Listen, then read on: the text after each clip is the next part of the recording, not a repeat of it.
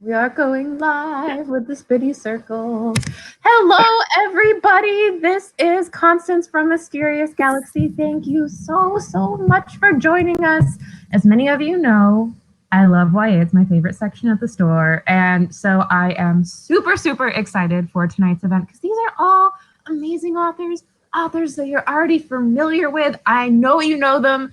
I'm going to give them an introduction anyways, because that's my job. And then I'm just going to go ahead and pass it off to Mark and let all the amazing bookish conversation begin.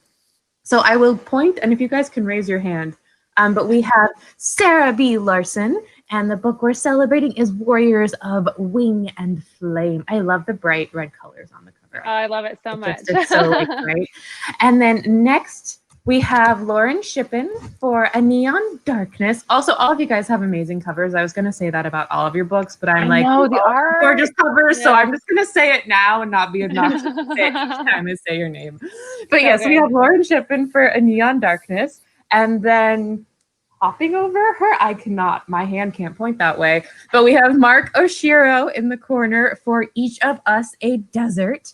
And then diagonally down, we have A Song Below Water by Bethany C. Morrow.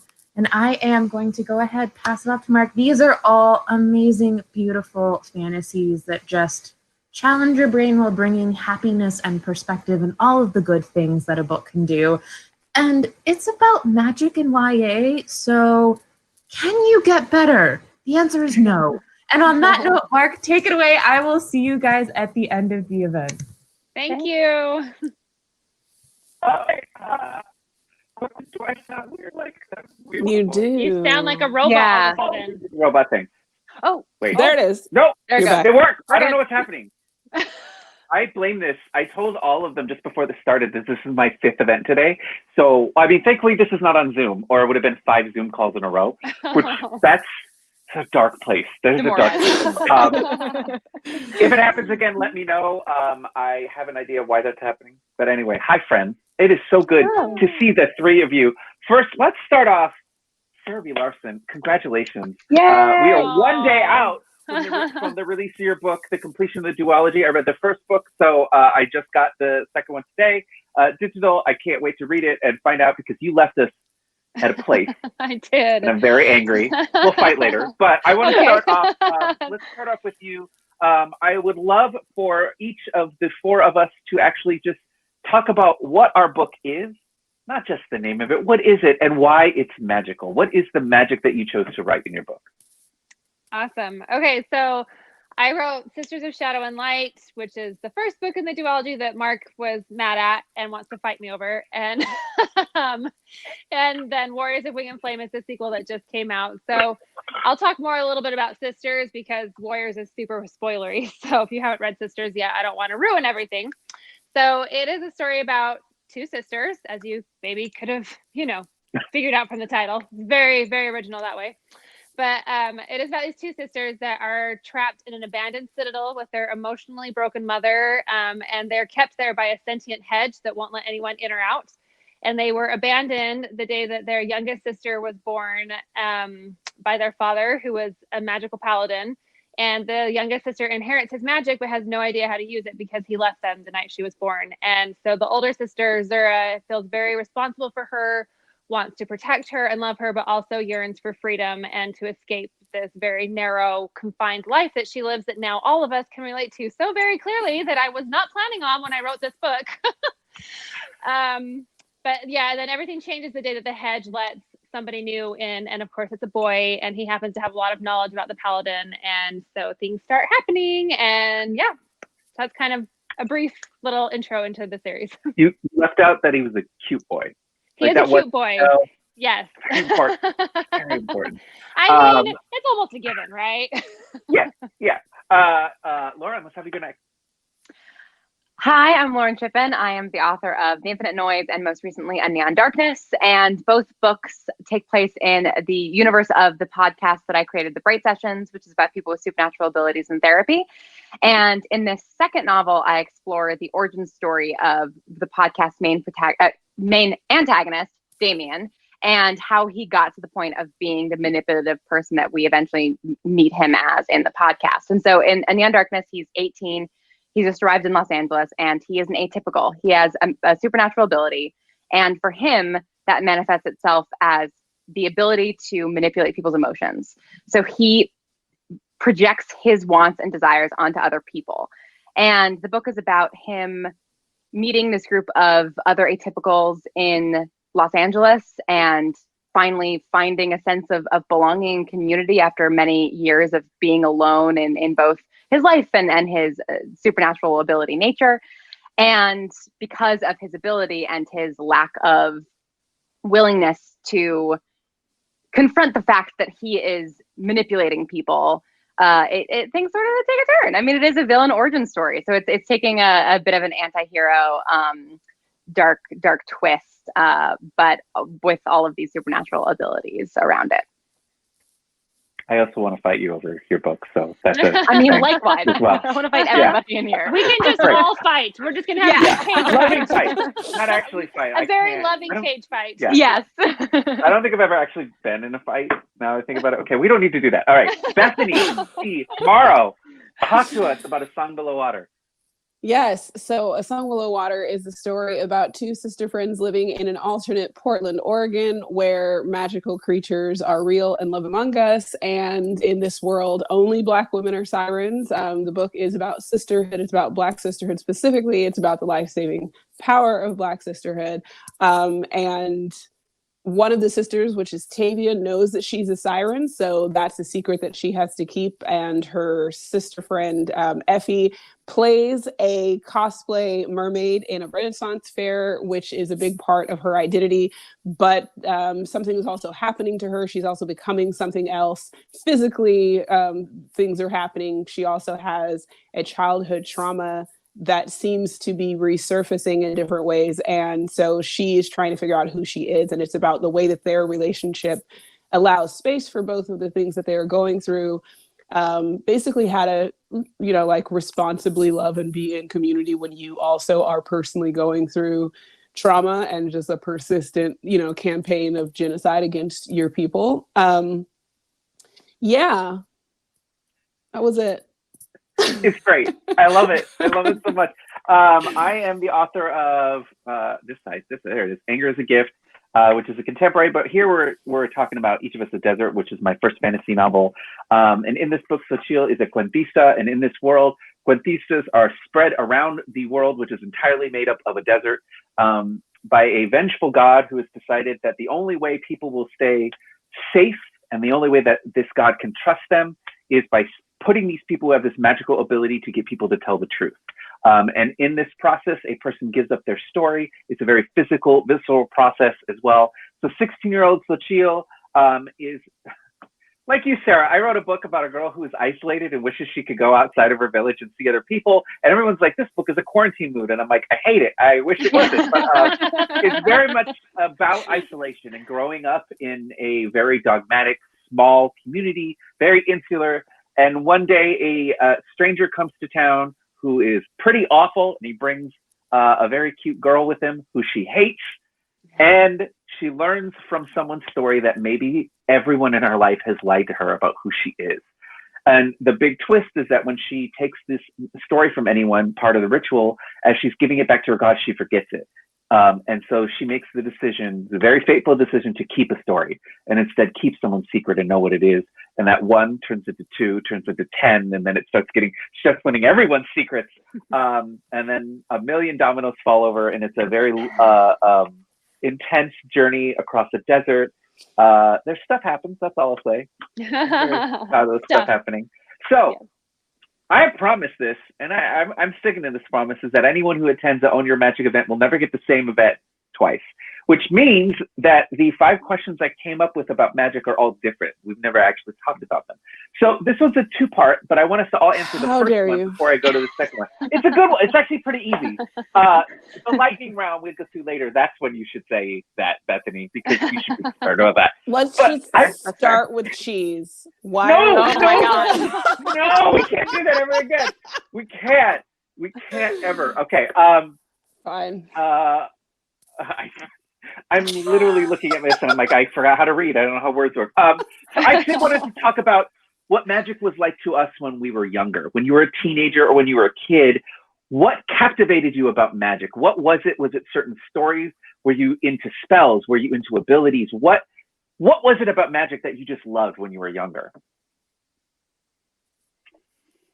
I know you're thinking. You gonna call on somebody? Or yeah, I'll do that. I'll do that. It's a little mean because you haven't seen the questions, but let's start with you, Lauren. I think I was definitely always really interested in the stories that involved intrinsic magic, and maybe some spell work as part of that, but more of a just from you naturally, and you develop and learn it over time. But it is something that you don't necessarily have to and can't. You don't have to study spells and memorize spells, but you can just sort of do it. I think the biggest influence on me as a reader growing up when I was like very, very young was the Last Years of Merlin series by T.A. Barron, in which like Emrys, young Merlin, ends up in this magical land by accident and learns about his ability, has his powers, and becomes like the greatest wizard of all time. And I think that really captivated me because I loved the idea of sort of, stepping through the fog and finding another magical land, the Narnia and the sort of parallel world that is accessible to us somehow. Golden Compass was like huge for me as a kid. And then that magic being intrinsic in you, because I think I liked the idea that there was some sort of unexplored world or untapped potential within me that I didn't yet know. And I definitely was like that 6-year-old that was like trying to do magic in a room and like trying to make objects fly around. Because I think, it felt so much more exciting and full of possibility than like the world that I was actually occupying. Sarah, how about you? Oh, for me, I think I'm actually kind of similar to Lauren. I definitely am drawn to magic where it's just something that existed inside of the person and they just have to figure out how to use it. Not necessarily, like you said, having to study spells and learn how to, use a wand or something like that, which when well done can also be really great. But those are the type of stories. But when I was like a kid and growing up, one of my favorite books was Beauty by Robin McKinley, and just, like fairy tale-esque. I was very much I loved fairy tale stories. I loved the Arthurian legend. I loved all books that I could get with that. I also read a lot of like Jurassic Park and, things like that. And Pride and Prejudice. Like I read such a weird variety of books. So I don't have like one specific like magical book that made me love magic, but it's just something that I've always been fascinated by, and always kind of like you said, like the world we live in, magic gives you this beautiful hope of something different, that you could create a different world and different rules that don't apply to us in this, non-magical, sadly, world. And that's why I think in all of my books, I always end up having magic, because even when I try to write a book without magic, it always ends up being there, because it's just, I just love it. I just love the possibilities that it brings, and just the escape from reality, I guess. Yeah. So I would be the same way in terms of feeling like it's, I guess, what I would call identity magic, where it's something that is just a part of who you are. But I also grew up pretty seriously believing that Black people were magic. So in terms of like the things that I would watch, or we all grew up, of course, watching like Eve's Bayou and stuff like that, but like just believing that there was just something about, or just believing that if my mom said something was going to happen, that it was probably going to happen. Or like there's just this very specific insight and a very specific influence that you see in the Black community. And so as a kid, that to me was the exact same as like the quote unquote magic that I was seeing in different stuff. So I was like, right, so Black people are magic. And I mean, I'm not dissuaded of that at any point. So just to make that really clear, but like, I also was very much obsessed with X-Men, and it was like, yeah, you want this to be, it's the thing that makes sense. There's a reason that the world responds to me the way that they do, and particularly that I could look at entertainment and see the influence of my people so clearly in everything, and yet still have you treat me a certain way. It was like, yeah, I'm an X-Men. Like, obviously, this is what's happening. So I really, my whole family was pretty addicted to the animated series, and to me, this is not like two separate things. This isn't like, oh, this is an escape, or this. It's like literally, okay, the world makes more sense once you figure this part out. And I still think that insightfulness and that discerning and that like, and all of those things, you know, I still see that. I still witness that sort of thing. So to me, it was very much real life. And then I've always said this, I always read a lot of Christopher Pike as well. So, you know, you could just wonder, like you could be a completely normal teenage girl, and then you dig into your arm and find out that you're like a cyborg from the future or something, or like it can happen to anybody. Like you never know if you yourself are actually sent back from the future to kill your grandfather. You don't know that. So like, how could you know until you know? So I don't think that like any of my reading dissuaded me from stuff either, because I was like, yeah, makes sense. I get it. This is just what the world is like. It was always strange to me when people felt like the world was really mundane, because I was like, I'm not seeing that. I was always upset at how many people it took to actually satisfactorily do Stiff as a Board, Light as a Feather. But I think that is just because we weren't all vibing correctly. Like that must have been what that was. You have to admit, there were some people who were skeptical, and it was their skepticism that was really interrupting. So I think I just didn't have good enough slumber party friends on that. We could have done it. It's so interesting too, because I came into fantasy as an adult. I read very little of it, except for when you think of fantastical things that happen in stuff I was reading, like Stephen, when I was very young, reading the Goosebumps books came out in real time when I was a kid. And some of those are fancy. But I had an idea, Bethany, like, that's what appealed to me about the Goosebumps books is it's just, oh, if you turn a corner, this is real. This is going to happen. This could happen to any of us. And I love that. The magical stuff I read that I would consider, I don't know, I think like Bless Me Ultima, I think, Marquez, I think Isabel Allende. That was the stuff I was reading as a teenager. Allende. Like, what was I supposed to think? Like, and it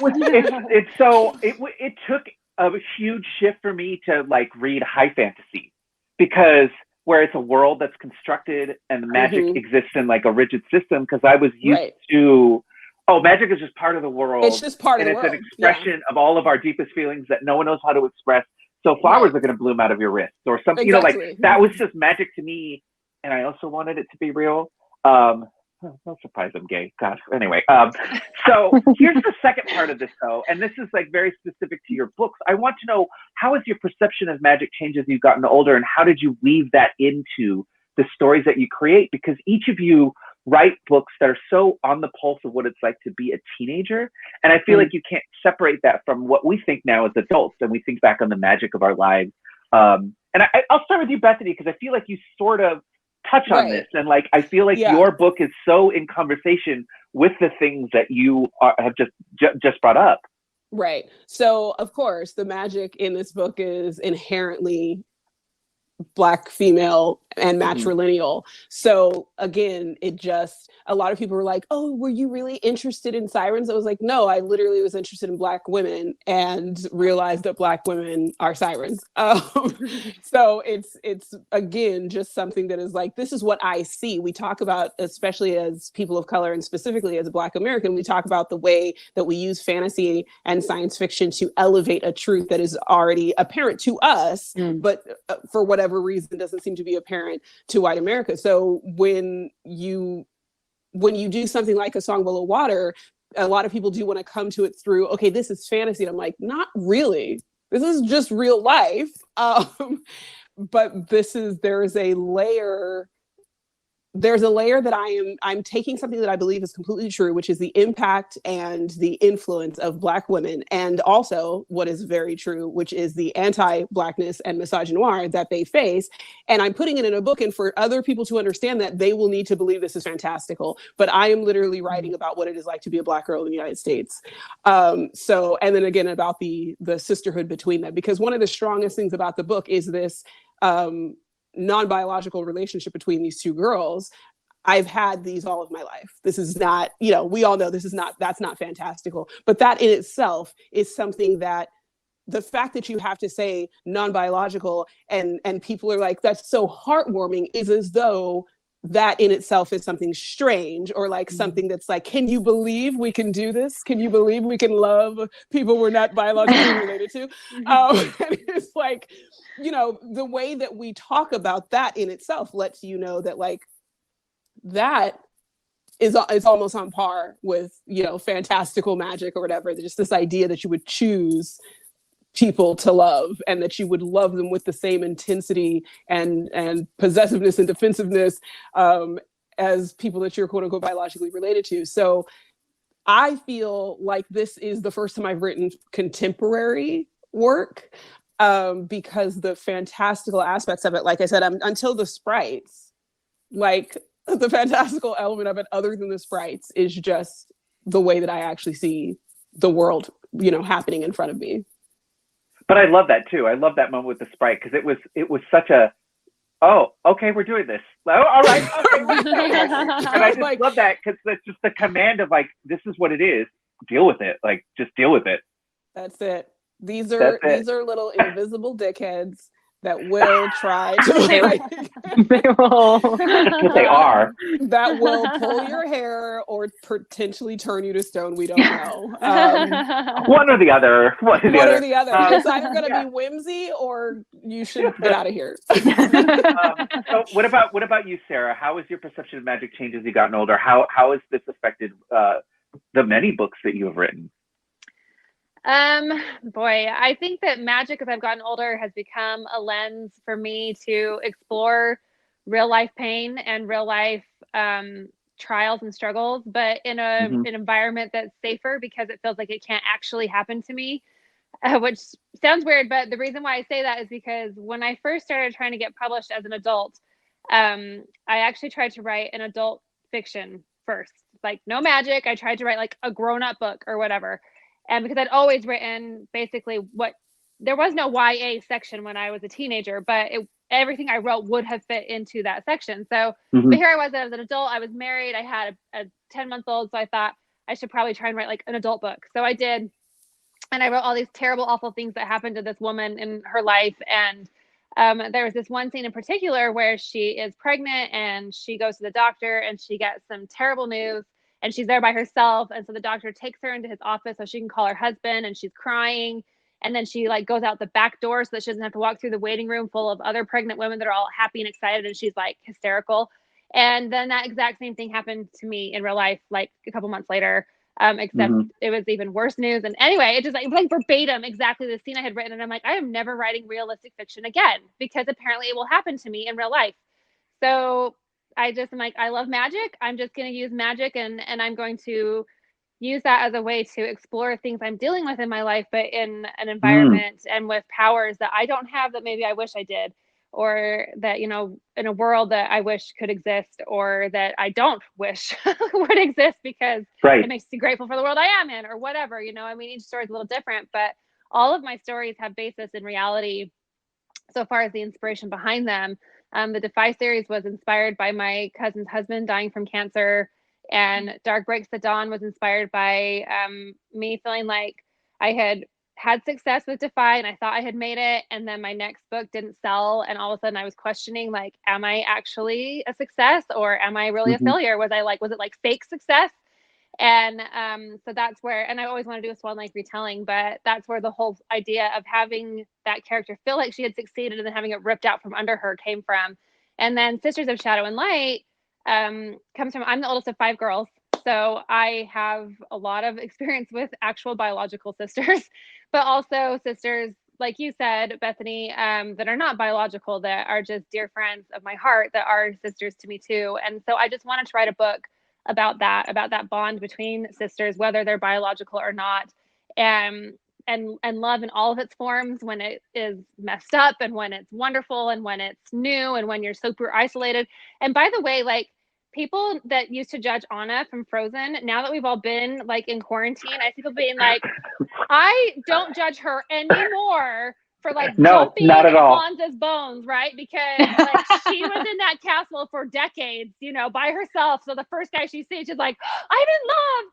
And that's kind of what happens with Zura, because she's never seen a guy before. So if you try to like put yourself in those shoes, you know, and then you add in magic and griffins and all this other stuff, and it's just, it was a really fun world to explore, and but it was also a safe environment to explore a lot of those themes. So I don't know if that answered your question, but there you go. It does, and I think strangely relate to like the whole, like you have it when you have a new lens because you've now been through something as well. And this is a terrible joke, but it actually happened, which is that I'm, you know, about to like attempt to leave my house for a significant amount of time next week. So I'm in super lockdown. Like I don't interact with no one or whatever. And this morning the doorbell rang. It was the UPS guy, and I was like, "You're the first human being I've had a conversation with, whatever." And I was like, if he just is like asked to come in, I might say yes. Like, I don't care. Like, you know, I'm gonna risk it all, everyone. This is what happens when I do 5 events and I'm like, Mark, stop talking. Okay, Lauren, please take this away from me. So how about you? How has your perception of magic changed as you've gotten older? How did it affect the world you wrote? Both for the podcast and with the novelizations too. Yeah, I think when I was, you know, when I was really young, I think magic was like this just fun thing to explore. But then as I got a little bit older, probably from age like 9, 10 onwards, I was a really, really lonely kid. And I think that magic and the idea of magical worlds and having magical abilities innately in me was this like escape of, if I'm special, that justifies my aloneness. Because then I'm separate from everybody, and there's a reason that I don't have any friends, and there's a reason that my classmates don't like me, and you know, and there's a reason that I'm being bullied, and it's because I'm special. And so I think I use magic and fantasy as an idea of like building a wall around myself, or like putting on armor, as something to sort of like separate me from the people who were rejecting me, right? Like that feeling of, oh, I'm going to reject you before you can reject me. I'm special. I have magic. And I think as I've gotten older, I instead have started to use magic and abilities as a way to community build. Because I think that, you know, going to college and then moving out to LA and meeting the people that I'm now friends with and having those chosen family that you know, feel as passionately about as you do your biological family, I think really gave me a sense of the specialness of community in a way that I hadn't had outside of my family beforehand. And so I think that with both The Infinite Noise and In Neon Darkness, it's about not the things that make you different, separating you from everybody and isolating you, but actually helping bring you together with the people who are like you in those different ways. And, you know, a big part of that too was like me going through my own like sexual identity journey and, you know, figuring out that I was bisexual and then meeting a bunch of bisexual friends and like being parts of those communities and still being rejected by other parts of the queer community and the complexities and nuance within that. And then I think on top of that, magic sort of being the cure-all band-aid to all of my woes when I was a child, whereas now I think I'm more interested in the potential negative aspects of having an ability or of having magic. Like, what's the complication that comes with being different in that way? And especially when you are trying to open up yourself to vulnerability with people who were like you or different than you in other ways. So I think it's really been about bringing myself out of isolation and then also understanding the sort of the other side of that coin. Do I sound weird? You do right now. You do, but I find the last interview sounded terrible. I was like, oh no. There you go. We're back. We're good. Okay, cool. All right. I got was that sounding okay with everybody? Okay, cool. No, it's only happening on my end, which is like, this is like literally a horror movie. It's awful. Something's gonna, I don't like it. I got one more question, and then we're going to do lightning round. And then I see people have already asked a question. I want to make sure that the audience gets to interact with us. So I want to ask a craft question because we often don't get to talk about sort of the nitty gritty of actually writing these books. So for each of you, I want to know, what was the most interesting thing about writing your magic? What was it? Was it perspective? Was it point of view? Was it the choice of whether to do first or third person? Was it, what element of writing your book and writing the magic in your book did you actually find the most challenging, the most interesting? I'll give you a second, and then let's call on, let's do Sarah first. Oh, perfect. Okay. I'm trying to think. I'm like, what craft element of the magic was hard?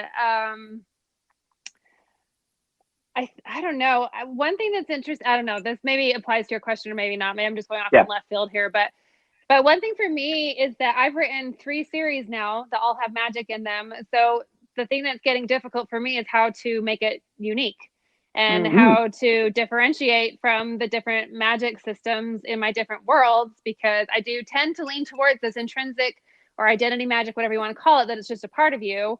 And so there's only so many ways that you can kind of approach that and have it feel different and unique to each story. So with Sisters of Shadow and Light, I actually saw an image of a girl with glowing blue eyes. And that was one of the first images that I saw that really started to spark my ideas for the characters.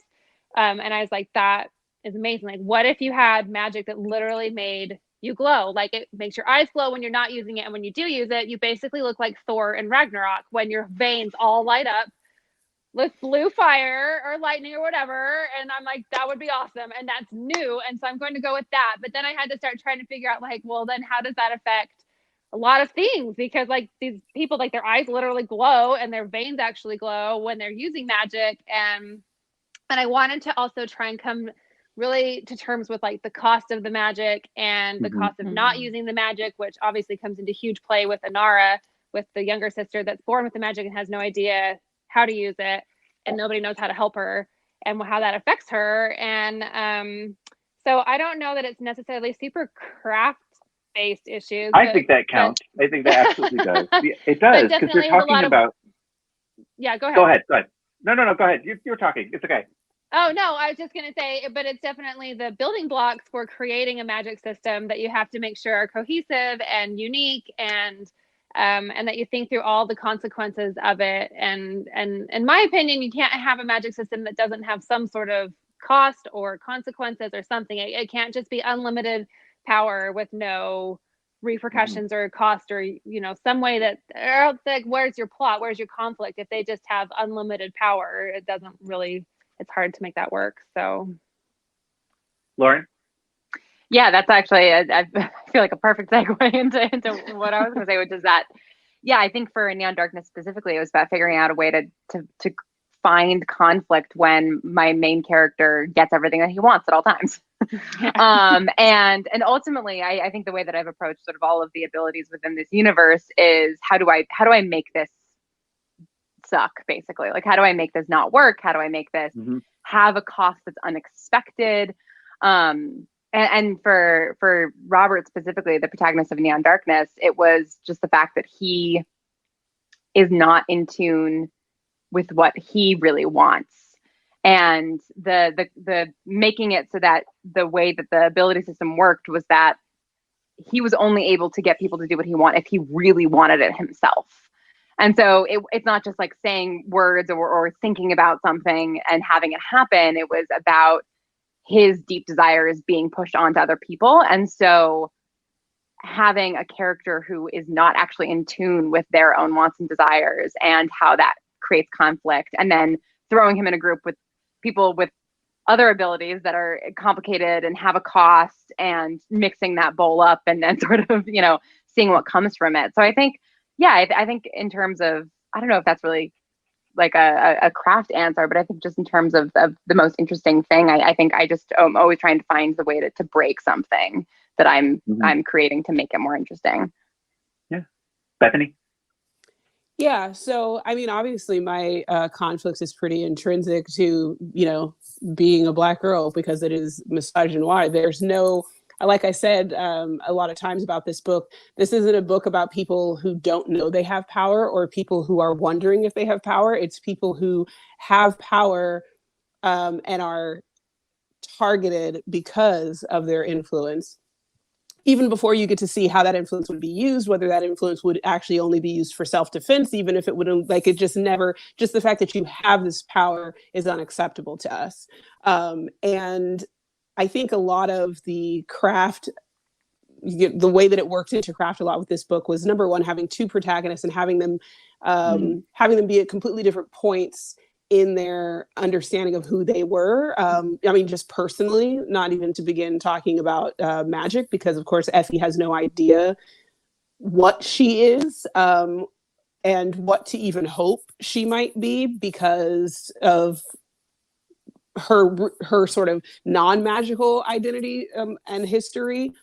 And the fact that she's never known her dad, the fact that her mom passed away from something completely mundane, basically, like it had nothing to do with magic, and the fact that her family has kept secrets from her, the fact that her family that remains, again, is not biological family, so it's not even like she could look at them and see, okay, this is what might happen. So there was a lot that went into, and also making it where it's specific to teenagers, right? So Effie's situation, you would say, and I was like, there's going to be people who know exactly what Effie is from the very beginning and are going to be like, yeah, duh. And then hopefully there'll be one person who's like, oh, and thankfully there have been. So like when she doesn't know what she is, part of the reason she doesn't know what she is because she doesn't know what to hope, or she doesn't know what is possible. She is a very anxious person. She has PTSD. She's had some bad experiences. And she also sees how dangerous it is for her sister to be a siren. So there's a lot of different things cognitively that would be like, okay, even if this was an adult book, there is no way that you could have her not find out what she is until the end, because people would expect, even though it would still probably be realistic, people have an expectation, especially in fictitious adults, figure it out. Like, figure this out. Why is this taking you so long to figure out? And her being a teenager and demonstrating how off, center she is from the very beginning, allows you to use that sort of characterization in developing like how and when to show aspects of herself, how to explain her thinking it's something that it's not, the red herrings and that sort of thing. But it was also very interesting because I didn't actually know, when I decided to have two protagonists and when I decided they were going to be as close as they are, which was the whole point, of course, I did not know that their identities would have anything to do with each other. So that definitely came out through everything else you do for craft, world building and character building and all that kind of stuff. And then realizing, because it can't just be like, I want these two things to be connected, but seeing how beautifully, like, okay, if they are connected and this is what it is, like, this works perfectly with the relationship that has already been established. This isn't like okay, I'm stamping that on there because I need you to do this. Because I had no intention of it at the beginning. And I only used it because it felt very organic to them, and also to some of the secrecy going on. But I needed it to be real to me in terms of being a part of their development and like figuring out who they are as people, and having and all of the intersections of those identities, and the way that society plays into that, and the way that respectability politics plays into that. Because if this person didn't have all of these people trying to tell her on a daily basis that it is not okay, she would have come into her power already. She would have been using this power already. She would have decided what she thinks about it. So yeah, you have to do a good job of building the world around them, particularly in contemporary fantasy, because it does need to feel like this is happening in Portland right now. Like, that there are people, and I mean, who wouldn't believe that? There are weird people walking around Portland. Surprise. So like, it needs to feel like it literally is the world. And a lot of people think that takes less world building, but readers come with skepticism to second world. I can be like, because I said so. Shut up. But if it's contemporary, yeah, very true. If it's contemporary and they're like, no, there's a lot of world building that you have to intentionally demonstrate. And then anytime you're writing non-white, non-cis, anything like that, like any identity that is not part of the status quo, you have to do world building there, because most of my readers are potentially not going to be Black American girls. So this is still, for other people, a fantastical identity that I therefore have to build and figure out where in the story and how in dialogue and how in characterization I'm going to demonstrate what it is to be this particular girl, not just any girl in Portland, Oregon, but a Black girl in Portland, Oregon. That is craft. So I feel like I'm always talking about craft. I don't know if everybody knows that I'm always talking about craft, but I'm always talking about craft because I promise if I didn't do these things, you know, it would be like reading a different language. Like, how would you know? How would you connect with any of it? Yeah. Beautiful. Okay. Here's how this works. Whatever the answer is, there's no explaining, even though we're going to explain because it happens every single time. At 7 questions, rapid fire, first thing that comes. And then after this, I will go through the lovely audience questions. Do we have like an order of who's answering, or is it just like throw it out? Here, I'll pick the order because of the order that you're on the screen. It'll go Lauren, Sarah, Bethany. Oh God, okay. Okay. And I may complete an answer. They're quick, all right? So, you ready? Yes. No, you're not. Okay, cool. Yeah. For number 1, what is the last musical album you listened to? Not musicals, but like a music album that you listened to from start to finish. Soundtracks count. Anything as long as it's music. The Julie and the Phantom soundtrack. Oh, that's a good one. From start to finish, honestly, it was Hamilton. So. Okay. All right. Bethany? Okay, it would be the Paper Kites, but I don't know if it was actually all of one album because it's on my phone, so it could have been for any of 3 albums. Okay, that's fair. Good answer. What is the worst snack? Swedish fish, black licorice, or plain unroasted peanuts? Black licorice. Black licorice. Swedish fish. Swedish fish. Swedish fish are so good. Swedish. Stop lying to the people. It's Swedish fish. So good. Swedish fish. I also don't like Swedish fish, but black licorice is heinous. It is not, and that is also a fib. And you're both a No, black licorice. Swedish fish. Somebody Swedish died from eating too much black yes, licorice. That's what I was gonna say. I was gonna be like, you know why? You know why? Because it was delicious and they didn't stop. That's why they died. Because they gorged themselves because it was delicious. Proves my point. But I mean, I didn't know you were on my team, but now we're in teams. Okay. And perfect. she's on my side. All right. Okay. Oh my goodness. Tiffany, you're my girl. I love it. I'm so excited. All right. What is the last book you read that was so good you wish you had written it? You're just like, just makes you mad. You're like, it was so good. Excluding the people in this video chat. Right. And you're saying I can't say you guys' books. Okay. Lauren, go first, right? Oh yeah. God, yeah. I'm trying to think of like what I should have gone first. I have all my answers. I'm in the middle of reading House of Leaves. And that is a book that for like sheer structure and format, I'm like, oh God, how do you even do this? Yeah. So I think that even though I'm not finished with it, that's a book where I'm like, it's taking me a while to get through because I get angry every time I pick it up because it's so intricately built. Yeah. And very scary also. That's why I have to take it slowly. Yeah, terrifying. I have to say anything by Laini Taylor. Whenever I read any of her books, I just wish that I had her brain. So. Bethany?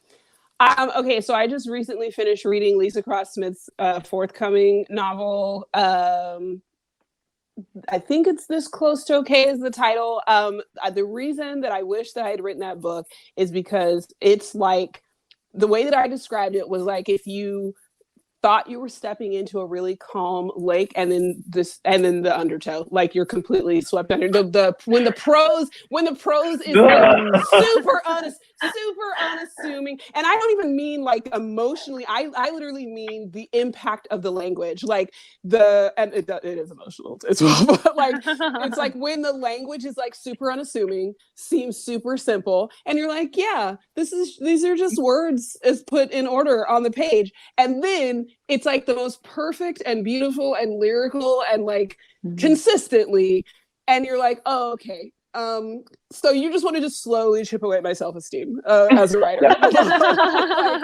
not having known what I was really getting into, and then just constantly being gut punched by the effectiveness of a sentence. Yeah, beautiful.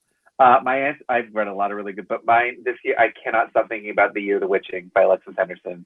If you have not, oh God, it's so good and lush and just so terrifying. The Year of the Witching is the name of the book. All right, next question. Aside from your own or anyone else here, you can't name us, what YA book do you wish gets a film or TV adaptation? Legendborn by Tracy Deonn.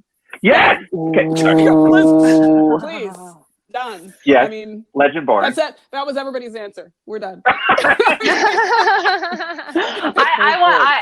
I want a TV show. I haven't read the second book yet. I'm gonna demand that Tortine give me an early copy. But Good Luck Girls by Charlotte Nicole Davis is just like, I want it so badly. Yeah. Give me my Netflix series. Oh yes. Yeah. Oh gosh. You guys already said so many good ones. I would love to see Bone Crier's Moon turned into a TV show or a movie, just because that's a good one. it's like so atmospheric, and I could just picture like just the setting of France, like this fantastical France with these murderous soul carrying women, like stabbing men on bridges and stuff, and I don't know, it just would be so cool.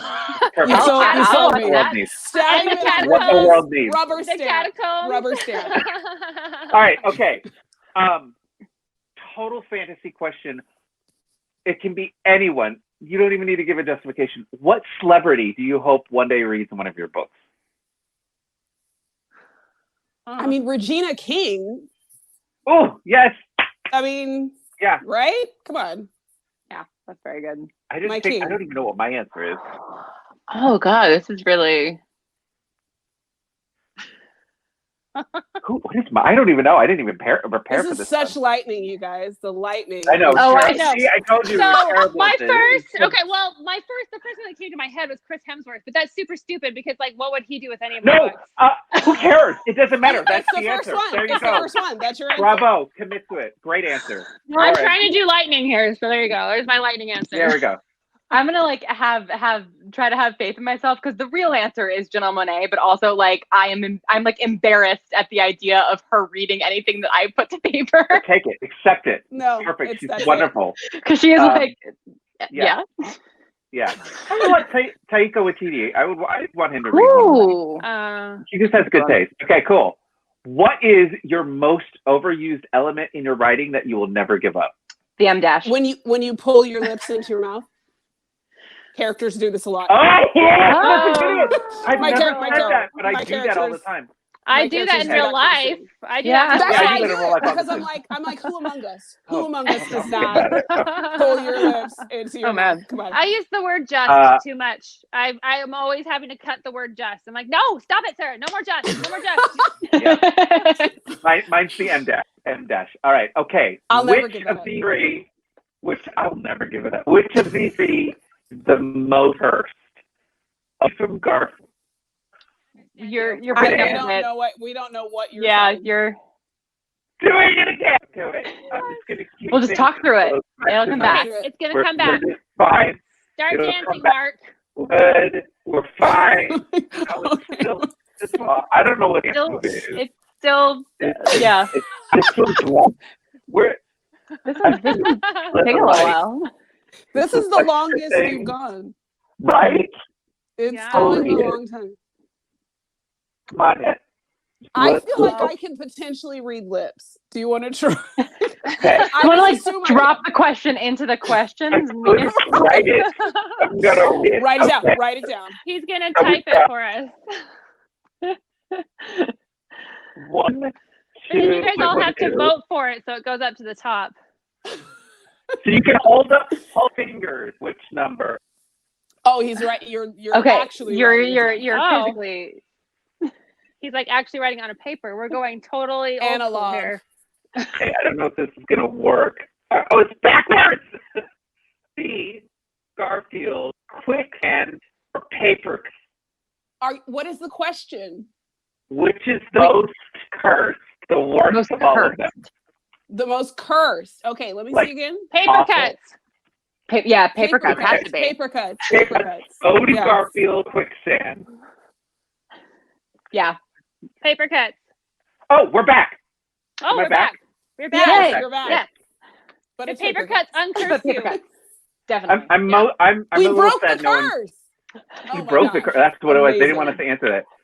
Yeah, paper cuts are the worst. But I'm also a little sad because I just have a thing. I just want everyone in the world to hate Odie from Garfield because that character just creeps me out until the end of time. All right.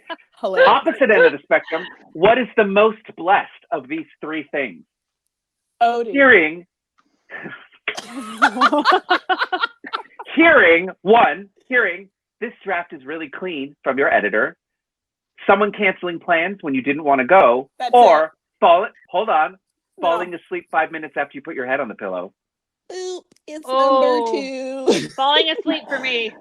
Canceling plans. No better rush than somebody There's canceling nothing. plans. Listen, I have heard that heroin is good, but I'm pretty sure I'm sure. that nothing compares. This to is a YA plans. event, Bethany. Hey, you know what's not worse than us talking about taking Goliath to Pound Town in one of our events? All right, we're fine. Okay. What? It's fine. We had a whole day. All right. We're going to start with TJ Joseph, said the lovely something about Joseph. Bigfoot last time. Go ahead. Yeah. That's right. Bigfoot love. All right. Bigfoot. Joseph asks, well, hey, Lauren, was Yeah. it difficult to manage the main character's line between protagonist and antagonist? Definitely. Yeah. I think that there were times when I really hated him and I like wanted him to be better than he was. And I think it was just finding ways to bring him back from that brink just enough where we could forgive him until ultimately, the end of the book happens, and I won't say anything more. But yeah, it definitely was hard. And I think the thing that I always try to approach it with is just like approaching him with the same empathy and compassion that I try to approach every new person that I meet, and just giving him chance after chance until, he didn't earn more chances after a certain point. Yeah. Okay. This is for everyone. Do you start out with the intent to write a YA story, or do you start with a premise and then find out it is adult or young adult or whatever age group as you write it? Not good as question. I write it. Not as I write it. By the time I'm writing it, I know if it's young adult or adult. It's typically the way that I feel the voice of the character. So the last thing that I wrote is actually adult category. The protagonist is still a teenager, but her voice is not YA. And the way that I feel about the character is not. But when I'm writing YA, I'm writing specifically to young adults. So I am, a lot of times it is a love letter to, it's edifying, it's that sort of thing. And I can be quite protective of my audience while I'm writing, not in the sense that that you censor what you write, but just in the way that you handle things. Whereas when I'm writing for adults, I mean, I don't care about you guys. Like, I just mean like it's not my responsibility. You're right. Yeah. So for me, it's before I've ever started writing, but it is a lot of times not necessarily the concept will give it away. It's the character will usually give it away. Yeah. I think I usually kind of go into the idea knowing if it's YA or not, because I'm usually very character based with my stories. Like when the idea is forming, it usually comes from thinking of a character.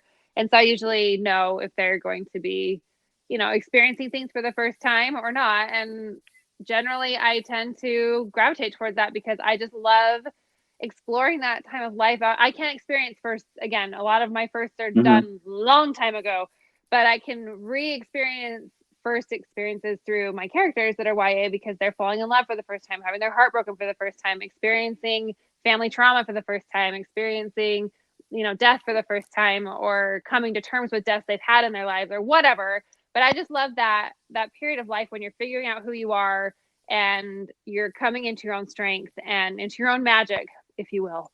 And so that's why I usually tend to gravitate that way.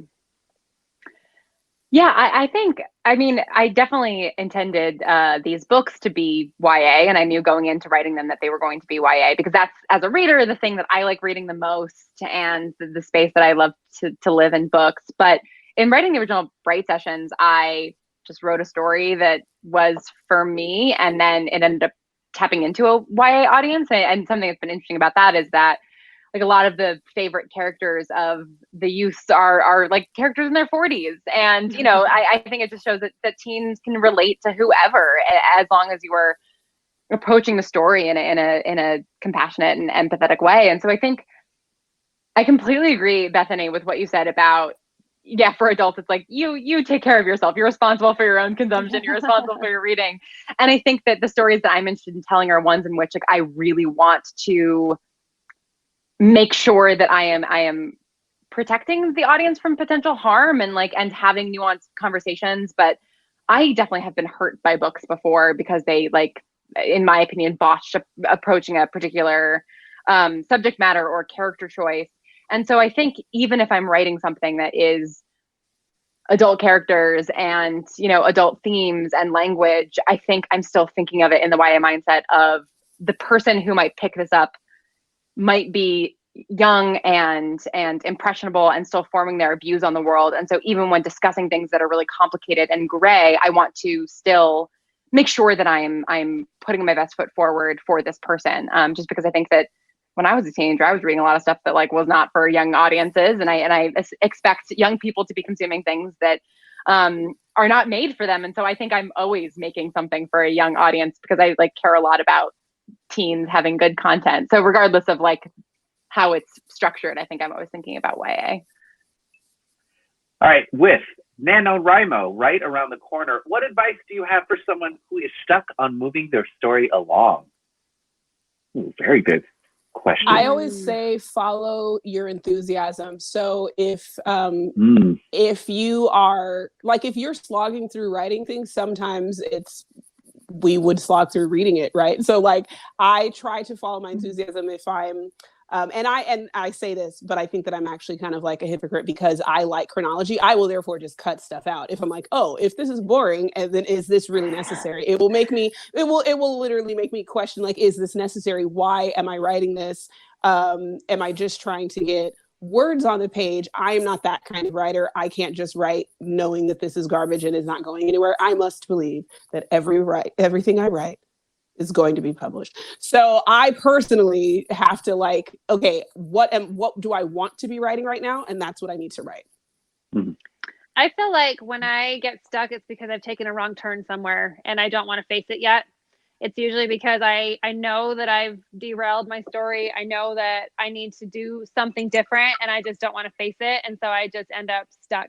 That's it's not always the case, but generally it is. So a lot of times, if you can go back to the point in your story when you still felt excited and had enthusiasm for it and momentum, and then it's so hard, but just delete. And you don't have to, like, delete it forever. Like, cut it and paste it in a different document so you can go back to it if you decide you actually do want to keep it. But just go back to that point and then try and take a different course. And maybe sometimes I'll even ask myself the question of, like, what's the worst thing that could happen right now? And just try it out. Just try and experiment. Just see what happens to your characters if you throw some really awful stuff at them. And then a lot of times you end up figuring out, okay, yeah, I was on the wrong path. And once you get back in the right path, then it starts to flow and move again. And especially with NaNoWriMo, you want to make sure that you're not just throwing words at a wall that mean nothing, because then you didn't accomplish anything. You have to go back and delete it and start over anyway. So I know there's, like, that rush to get the word count, which is awesome. But if the words end up being totally awful to the point where they're not salvageable, then you've wasted your time. So it's better to make sure you're on the right track and maybe not hit your goal. I feel like, which I know that's like the NaNoWriMo gods will strike me down, but I would rather have the right path and the right track and have the momentum than have a word count that is a mess. Yep. Yeah, I would also, usually if I'm stuck on something, I will just abandon the thing that I'm trying to barrel through and either jump to something that I'm never ever going to use in the book. I, like, write a lot of scenes between characters that don't end up making it into anything, just as, like, an exploration of, like, what if they were, trapped in a supermarket for a night and they, like, couldn't leave and then they had to talk to each other. Or I'll just, like, jump to, like, the last chapter, or I'll jump to, some later point. I don't always write linearly. And I think sometimes it can be helpful to do that, especially if you're sort of, like, stuck on a character's emotional arc or their ultimate drive. I think sometimes it can be helpful to put them in conversation with you, to put them in conversation with God, to put them in conversation with, their best friend from middle school who you never hear of in the book, but, who exists in your own backstory. So I think don't necessarily worry about writing stuff that will end up in the final product, because things are going to end up on the editing floor. And sometimes just writing something that is going to end up on the editing floor can, like, unlock that bit that's blocked. And NaNoWriMo is awesome. I've done it. I've never hit my word count. And I would say definitely this year, especially, like, if you're not writing every day and you're feeling down about it and that's what's slowing you down, like, be kind to yourself, especially right now. It's so hard to sit down and write, or at least it is for me. And writing every day is not the thing that makes you a writer. So, you know, if you are writing 6,000 words on the weekend and then you don't write for 4 days, like that's also valid and good. And just like, yeah, take it easy. I'm pretty sure the robot thing's back. So someone else read the next question. Yeah. It's not. You sound fine. I know, you sound fine. Oh my God. Yeah. That was perfect timing. Okay, cool. I'm going to actually answer this one because I have some things I want to talk about. But what media, video games, movies, TV shows, comics, books, whatever, are you enjoying at the moment? I am slowly working my way through season 6 of Schitt's Creek. I waited until it was over so that I could be destroyed by it. But it's October, aka the spookiest / best month of the whole year. So I got to do my horror run. I have watched 8 horror movies in the last 5 days because why? Why not? Who cares? Bethany, that's just the face you made. That's just exactly who I am at all times, at all day. So I'm going to make 3 really quick recommendations. What Keeps You Alive is a incredibly queer horror movie. There are, I think, 4 characters in the whole movie about a couple, 2 women who go to a cabin that one of the wives was their childhood like place that they went for summer vacations.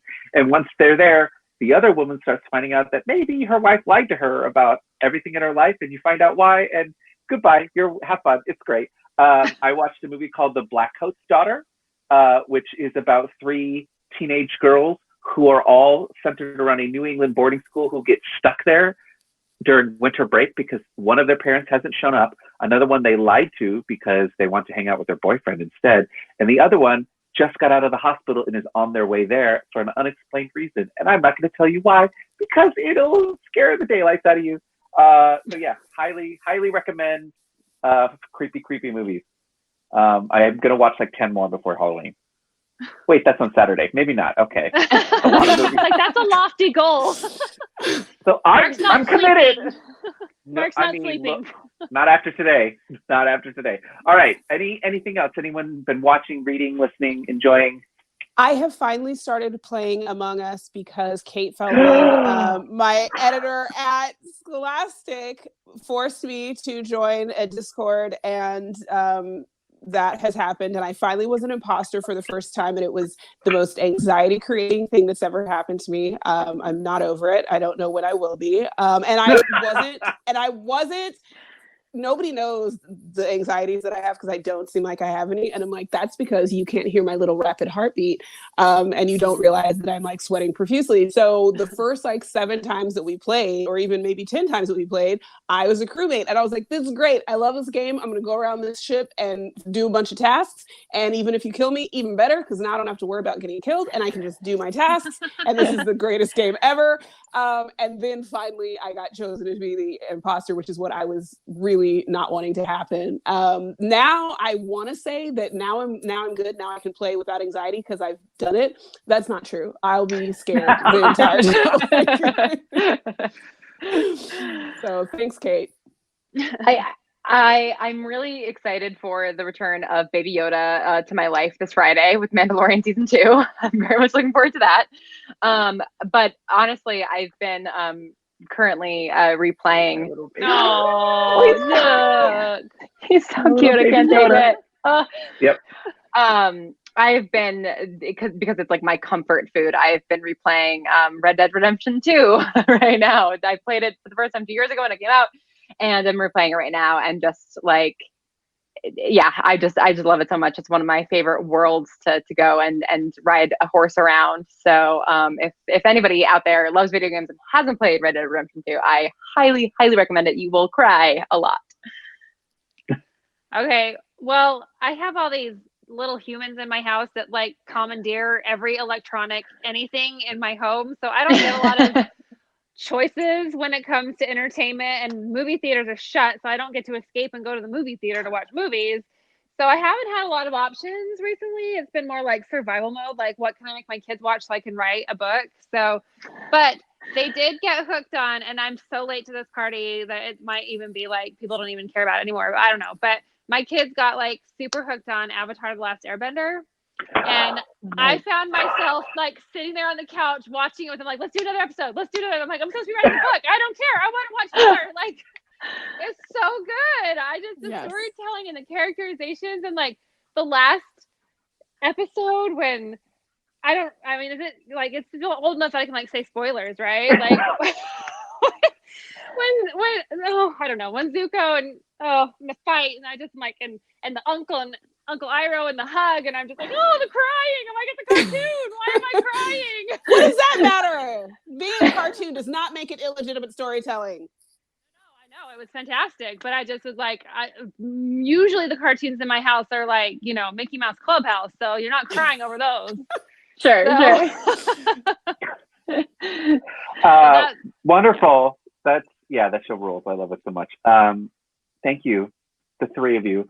Lauren, thank you. Shippen, thank you. Sara B, Larson, Bethany C, Morrow. I'm Mark Oshiro. Thank you, Mysterious.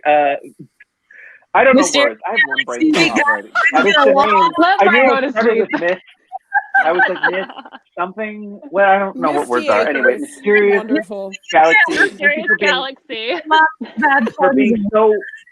For being so supportive of the YA community. You have been for years, and we appreciate it so much.